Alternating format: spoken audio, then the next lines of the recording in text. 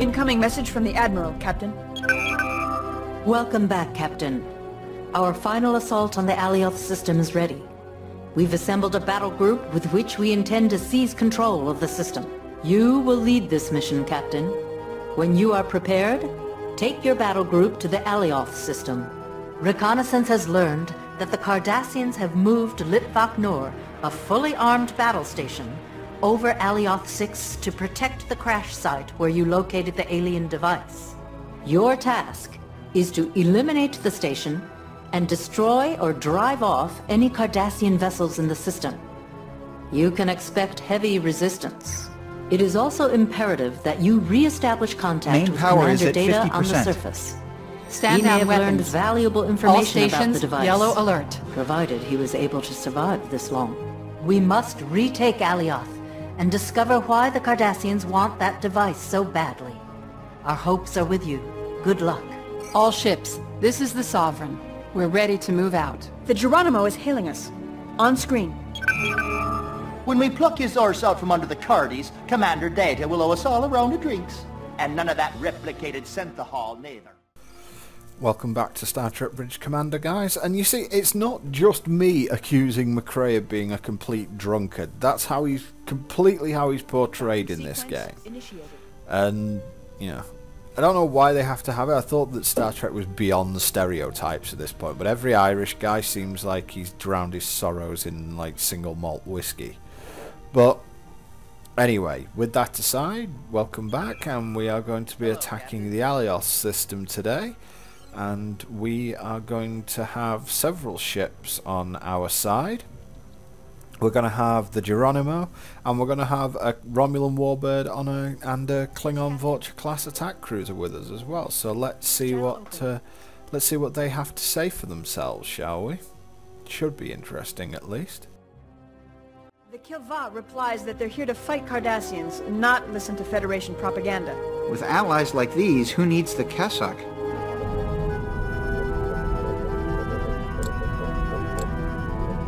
Hailing frequencies open. The Klingons report they will hear our orders, but not our idle chatter. I can respect that. They're men of action. What about the women? Kiska, have you ever seen a Klingon woman? They're manlier than Felix. Course laid in. Aye, aye. See, I don't think that anyone who's ever seen Lursa or Beto would claim that they were manly. At least not in two very specific areas. But anyway, let's see what the Cardassians have waiting for us. Looks as if they were expecting us. I have a Cardassian battle group moving to intercept us from Alioth VI. Litvak Nor is going to be tough enough to tackle without having to deal with them.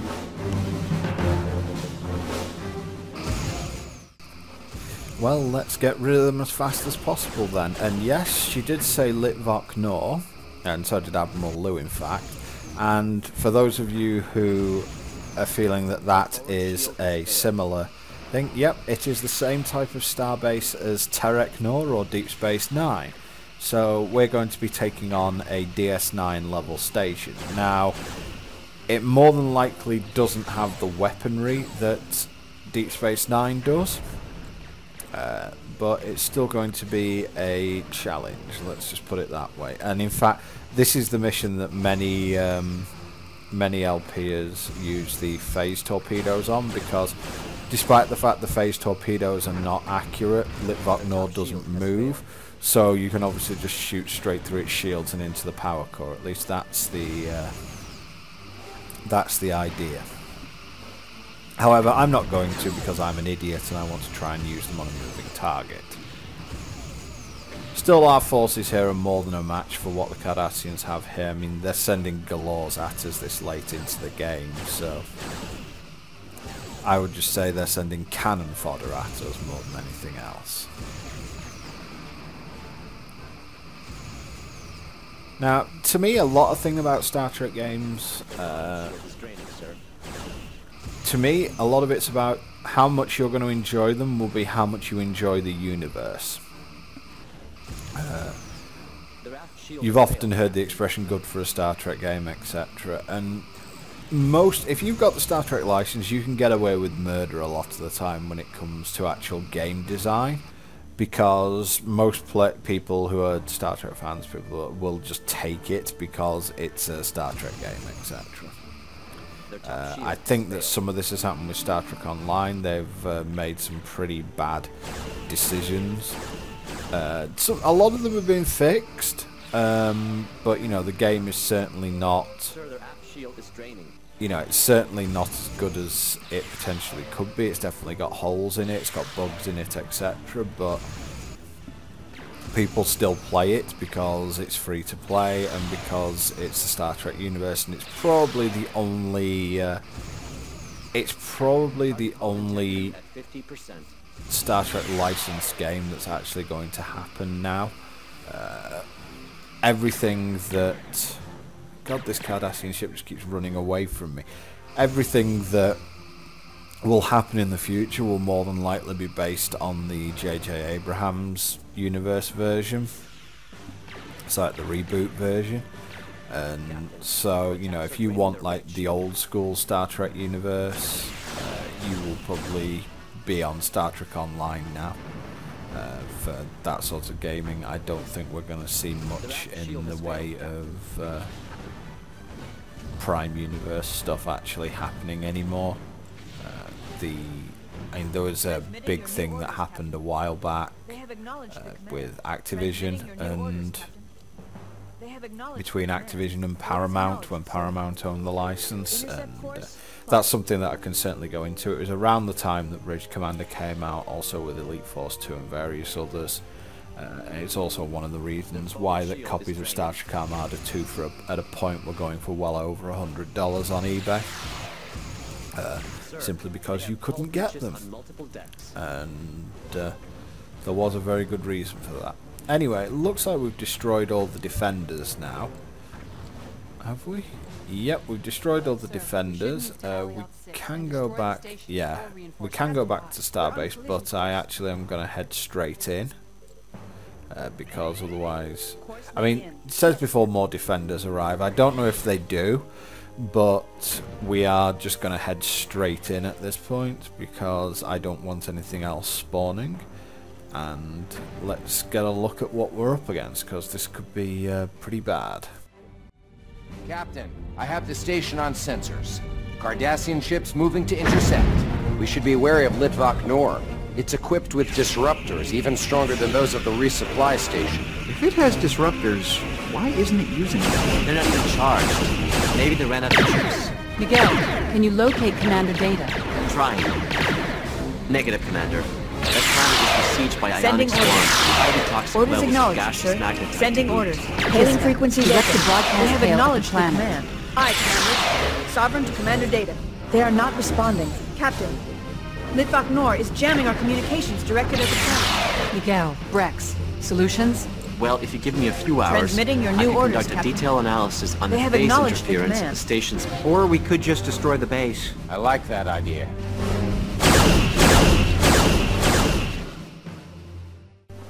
Yep, I like that idea too. And did you see that that Romulan warbird just got perilously close to taking 4 quantum torpedoes up the Intercept course Jaxi? plotted. But anyway, I am going to attack Litvak Nor the way it should be, and I'm going to overtake my own torpedoes. That's how slow torpedoes in this game travel. But we punched a hole through Litvak Nor's shields. One thing that I was worried about is if they've moved a station into orbit of this planet, does that mean they've towed it through warp or done something like that? Because, you know, this isn't an easy... That isn't an easy thing to do. And, you know, it took a lot for them to move a station just a little bit. So moving it all the way over a planet, you know, that's a pretty significant achievement doing that. But as the other ships just pour their fire into the shields of Litvak Nor, I am shooting through the hole into the power plant. So this shouldn't be a really big, thing. Now the Cardassians are coming to intercept, so not the greatest news here. But you know, we've got the station on the defensive here. And it's not using its disruptors, which I think is hilarious, the fact it's not using those. but it would use them. I think if the freighters got away in the previous mission, Litvak Nor would be using its disruptors, and that makes this mission a hell of a lot more difficult. But overall, this shouldn't be too bad. I'm taking a little bit of damage on my top shield, but that's about it. And overall, I think we're going to be fine, to tell you the truth here. Burning through the power plant quite nicely. Oh, still not there. And because I have to stay in this narrow arc, I have to move fairly slowly. So none of this falls into how I like to play the game too much, because I would rather, you know, I would rather be moving quickly. Oh, Keldon took a shot for the base there, but it looks like the power plant's going down, and with it, so is Litvak Nor. So those 4 quantum torpedoes should easily finish it off. So let's just hope that they get through the shields, and we will be fine. There she goes. It's all over, boys. God, if Deep Space Nine was that easy to destroy, the Dominion War would have lasted about 2 minutes. Cardassian base has been destroyed, sir. Captain, Cardassians are retreating. Captain, I'm receiving a new contact. It's the Enterprise. Incoming message from the Enterprise, sir. On screen. I'm sorry we couldn't join you earlier. Our ship seems to be a very popular target. So is ours, it would appear. Yes, I can see that. The Sovereign is making quite a name for herself in this sector. Have you established contact with Commander Data yet? I'm afraid not, sir. We've been unable to locate his communicator signal. The planet's atmospheric conditions are quite harsh. Could Data have survived this long by himself? One thing I've learned, Commander, is that Data is remarkably resourceful. Auxiliary power is at 50%. Not did he survive, but is he still on this planet? Stand down weapons. The ionic storms All make that stations, impossible to yellow determine, alert. sir. I get sensor echoes and all kinds of distortions. We just can't trust the readings we're getting. My chief engineer concurs with that assessment. However, we have an idea on how to locate him. Data's positronic brain has a subspace transceiver that can pick up narrowband transmissions tuned to the correct amplitude. The transceiver should receive your transmission through the storms if you use your enhanced deflector to amplify the signal. The information is being sent now. Picard out. Chief. Recalibrating the main deflector to emit narrow-band subspace signals, linking main deflector control to ops. Kiska, direct a broadcast hail at the planet. Aye, Commander. Sovereign to Commander Data. Sovereign to Commander Data. Sovereign to Commander Data. Please respond. Sorry, Commander. I'm not sure we're even cutting through the interference created by the ion storms. Yes, sir? Perhaps we should increase power to the sensor array. Your orders, sir. Sovereign to Commander Data. Sovereign to Commander Data. Please respond. We need to get closer to the planet. Shall I take us into orbit? Standard orbit. Aye, sir.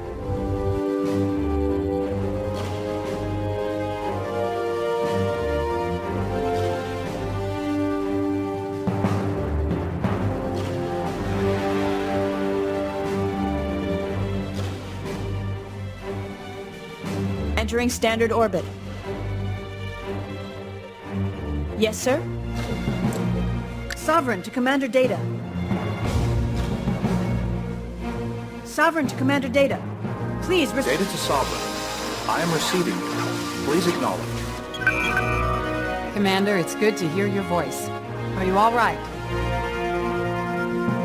I am fine, but the shuttle took severe damage from the ionic storm shortly after landing. However, I was able to gather a great deal of information on the silicate device we located earlier. I have activated pattern enhancers. That should allow you to get a transporter lock and stabilize the matter stream to beam me aboard. Boosting power to transporters. I've patched into the pattern enhancer's main buffer. I have a lock on Commander Data. The stream should be stable enough for transport. Lowering shields for transport. Bringing him aboard now. Incoming message from the Enterprise, sir. On screen. Excellent work, Captain.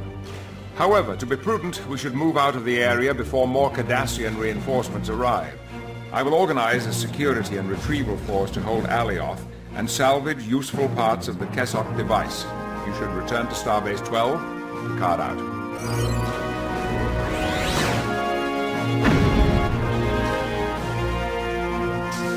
Thank you for coming to my aid. You must excuse my untidy uniform. That's quite all right. Welcome aboard, Commander. Captain, I am relaying the good news to Admiral Liu now. Incoming message, sir. It's the Admiral. On screen, Ensign. Captain, we are delighted that you were able to find Commander Data and secure the alien device. Well done indeed. Commander Data, were you able to discern anything about this technology and its application in the time you were on the planet? Yes, Admiral. The device comprises a silicate polymer base with intricate optronic nodes interlaced throughout its structure. It is a fascinating design in that... Commander, I'm sure it's intriguing, and we do intend to study the artifact more extensively at a later date. But what can you tell us of its application? Ah, yes. Its main function seems to be to regulate the process of fusion in a star by resonating the natural levels of radioactive isotopes within its core.